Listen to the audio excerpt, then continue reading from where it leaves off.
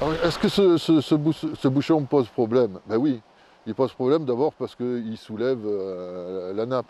Et puis, quelquefois, il est un facteur de limitation de la circulation des espèces aussi, hein. Et donc, il est clair que ce bouchon pose des problèmes biologiques. Euh, Est-ce que les problèmes biologiques seraient pires si on l'extrayait? Eh bien, on retrouve ces problèmes-là d'une manière classique, par exemple sur la Giscle, hein, sur tous ces cours d'eau à fort transport sableux. Qu'est-ce qu'on fait avec ce sable?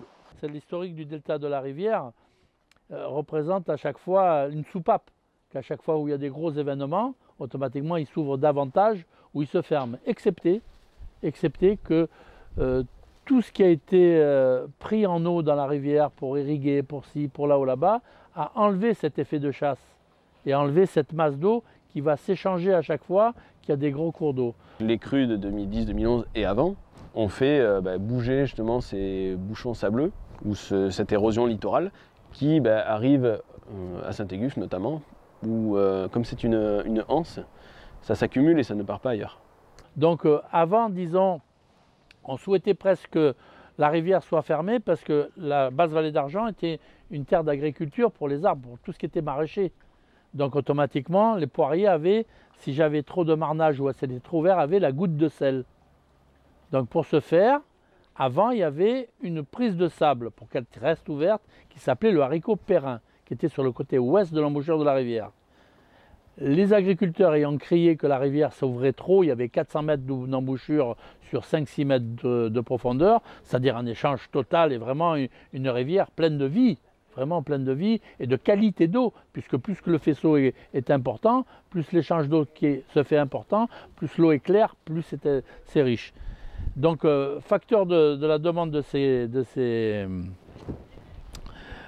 agriculteurs, on a arrêté le haricot perrin, qui a fait éventuellement que la rivière automatiquement s'est rebouchée petit à petit et des millions de mètres cubes d'eau, de sable, on refait ce qu'on appelle un rivet et on fait un tampon. Voilà.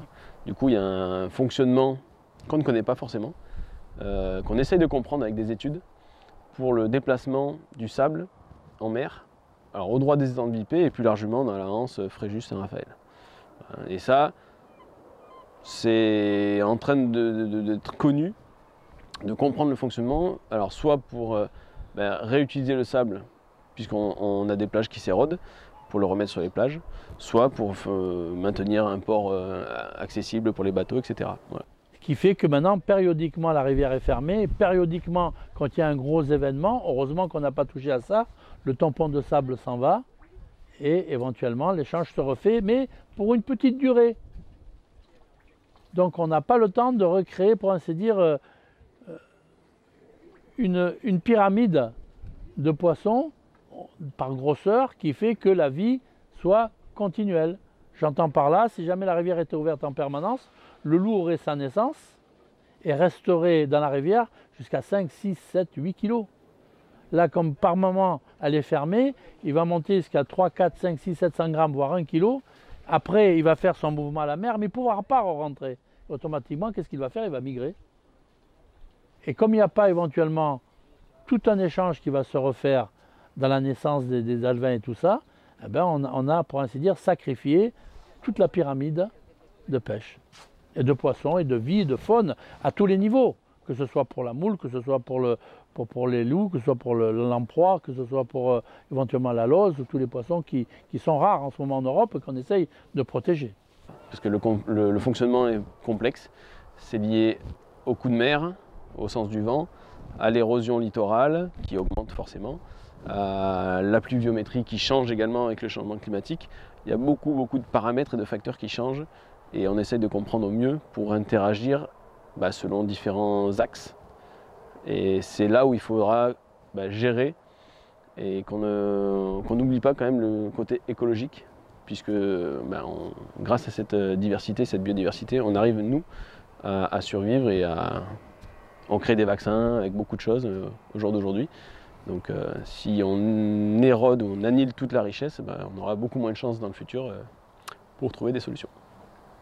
Encore une fois, on sait le faire.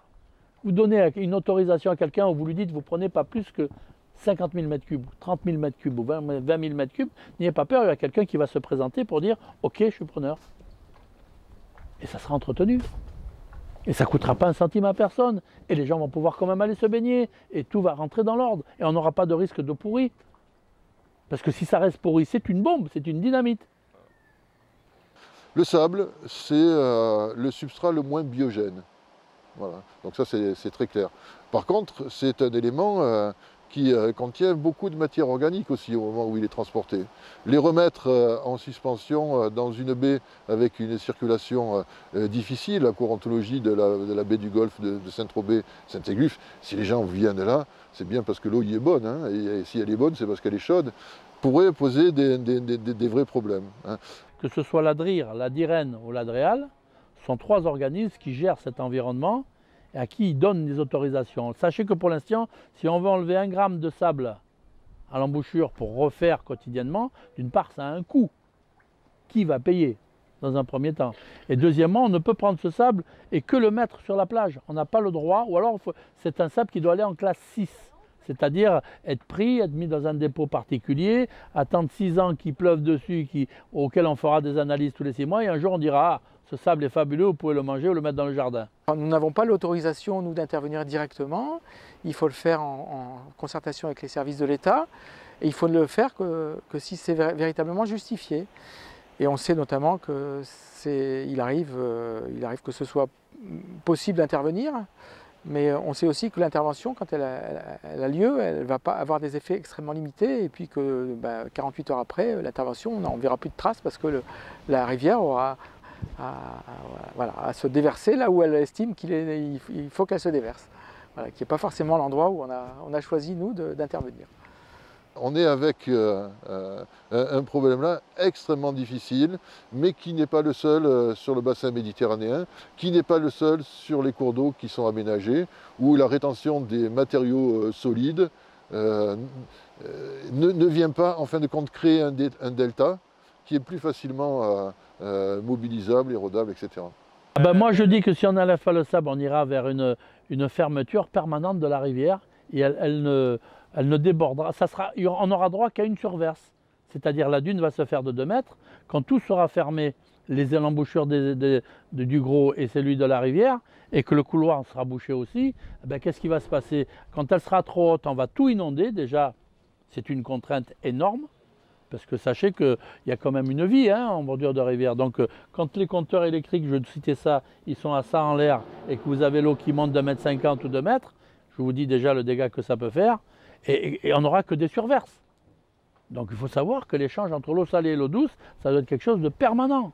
On peut tout faire. Voilà.